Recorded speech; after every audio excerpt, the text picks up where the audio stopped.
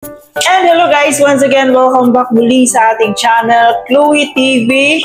Una-una guys, gusto ko lang kayong pasalamatan sa iyong walang sawang pagsuporta dito sa ating channel, sa ating buong team Kalinga. Maraming salamat. And of course, sa ating mga OFW na walang ibang libangan kundi manood sa atin. Kaya maraming salamat sa hindi niyo pagbitaw dito sa ating YouTube channel. So, yun na nga, panibagong araw at panibagong reaction video tayo ngayon. And alam ko na paparating na po ang Holy Week, no? Ito po yung time na dapat magnilay-nilay po tayo, magpatawad po tayo sa mga nagkasala sa atin. Sa ating reaction video sa araw na to, ito po yung interview ni Kuya Brox dito kay Papa Joms or kay Kalingap Jomar, kung ano nga ba yung masasabi niya dito sa pag-alis or pag-iwan ni Founder Yang Mi sa kanila. So ano nga ba ang mensahe niya dito kay Founder Yang Mi? So mamaya guys ay ating pang malalaman yan kung ano pa yung mga komento niya patungkol dito. Pero bago tayo magpatuloy, baka bago pa lang po kayo sa ating munting channel, baka gusto nyo na ganitong klaseng reaction video, huwag kalimutan subscribe and of course pakiturn on ang notification bell para mas updated sa ating mga gagawing reaction video dito. And of course, palagi nating inuulit-ulit palagi nating suportahan ang pinakama ng Kalingap, si Kuya Bal Santos Matubang, si Ate Edna Vlog, Kalingap Rab, at siyempre si Jack Matubang. Suportahan po natin ang ating Keyboys, Kalingap Partners, mga charity vloggers sa Pilipinas na handang tumulong sa ating mga kababayang mahihirap. Palagi nating suportahan. So kaya naman guys, ngayon panoorin muna natin itong interview ni Kuya Brox kasi marami pa tayong malalaman dito kung ano yung sasabihin or ano yung mensahe ni Kalingap Jomar sa pag-iwan ni Founder Yang Mi sa kanila. So panoorin mo natin to at saka tayo magbigay ng ating opinion pagkatapos sa video na ito. Tungkol dun sa founder ng Jomcar 18. Jomcar 18. Opo. Wala problema. Labas mo. Wala naman po. I mean, move on na lang po sa lahat. Ayan, move on na lang. Po. Wala akong inaano pong masama or kung ano man po. Gusto ko na lang po mag-move forward. Ano po sa positive side. Yun lang naman po. Okay. Ayoko na pong mag-ano po kung may mag-support or hindi. Wala pong problema po doon. Wala naman pong sa pilitan. Ako po naman naging thankful po sa lahat po na nagsuporta po before. Yun po. And yun lang naman po. Kuya. Okay. So, move forward na po ako. Ayoko po, ayokong sagutin po yung tanong nyo po. Pero, actually po nahirapan po ako.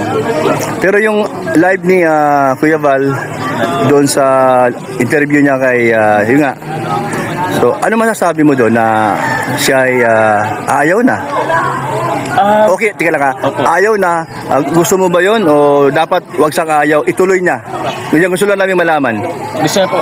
Honestly po, wala pong problema po sa akin kung ayaw niya po sa amin. Or di naman siguro ayaw. Kung siguro mas pipili niya po na may ibang suportahan, wala pong problema po sa akin. Wala pong problema. Sabi naman niya, susuporta pa rin sa inyo at sa lahat ng beneficiary ng Kalingap. Sabi naman niya yun. Salamat po. Ayun. Ako po, kami naman po, hindi naman po namimilit. Sabi ko nga po dati, kung sino po ang next day, okay lang po. Kung sino pong ayaw, wala naman po namimilit. Parang ganun po. And yung sabi niya po, kung supportahan niyo po yung ibang angels po, which is very okay po sa akin. Tama.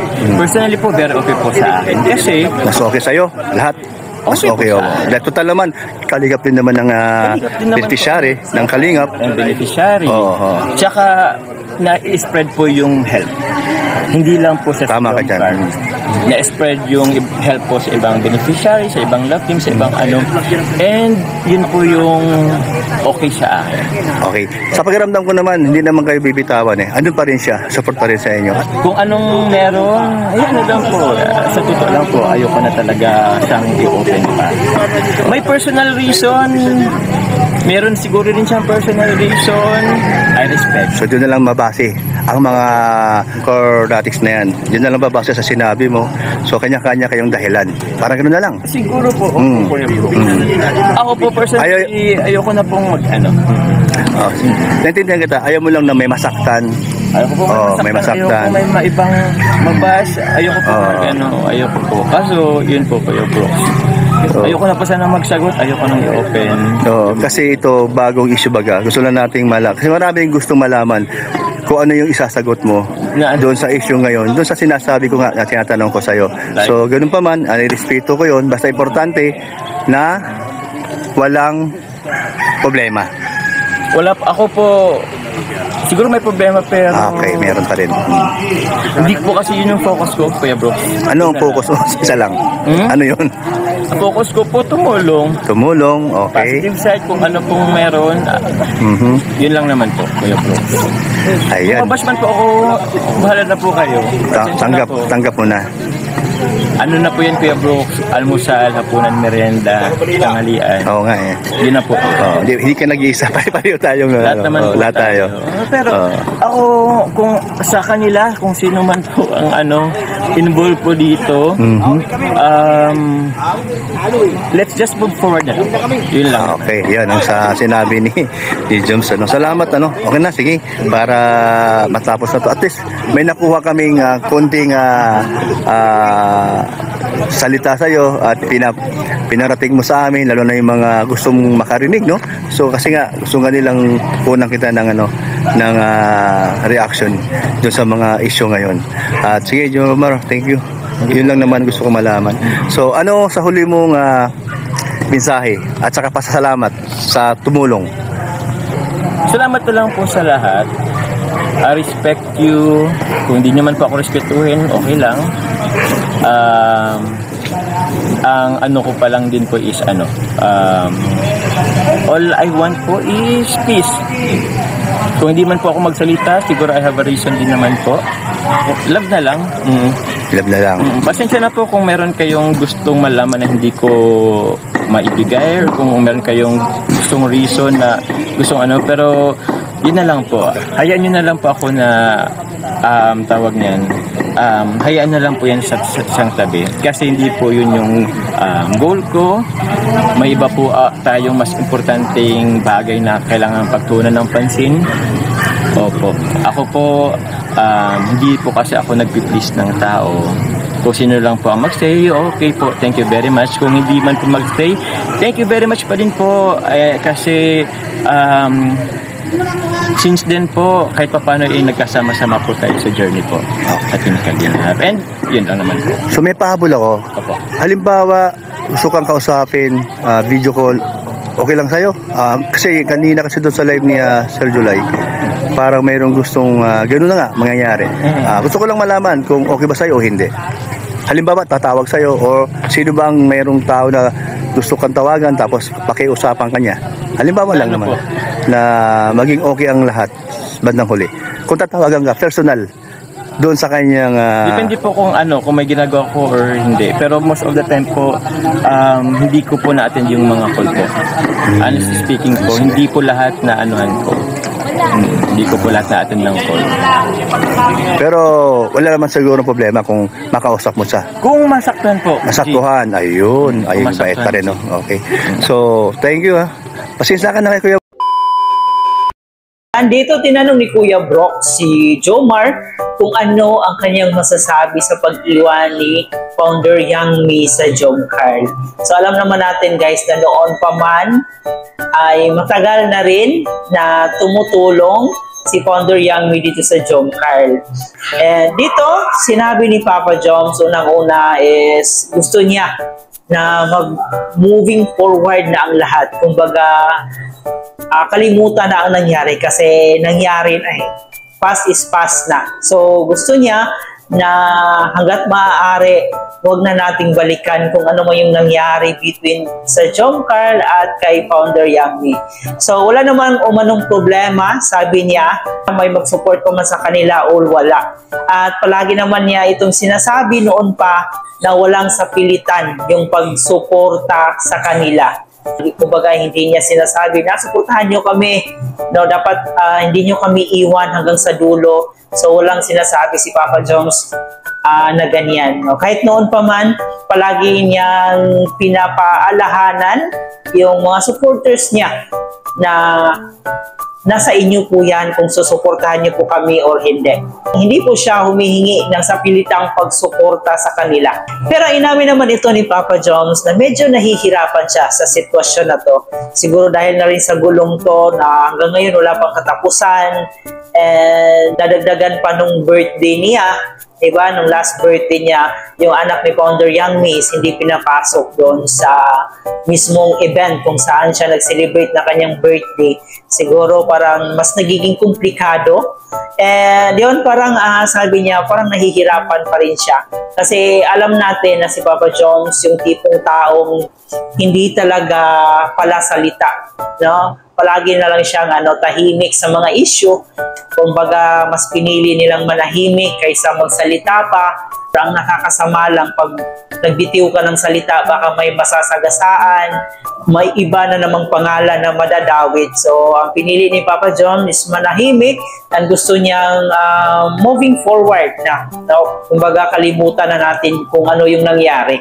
Ang sinabi rin ni Papa Joms, guys, na walang problema ang pag-iwan ni Founder Yang Mi sa kanila. Kasi sabi rin naman ni Founder Yang Mi na hindi naman niya iiwan ng Jom Carl at hindi rin niya iiwan ng Kalingap. And sabi ni Founder Yang Mi na mas marami ang deserving pang tulungan.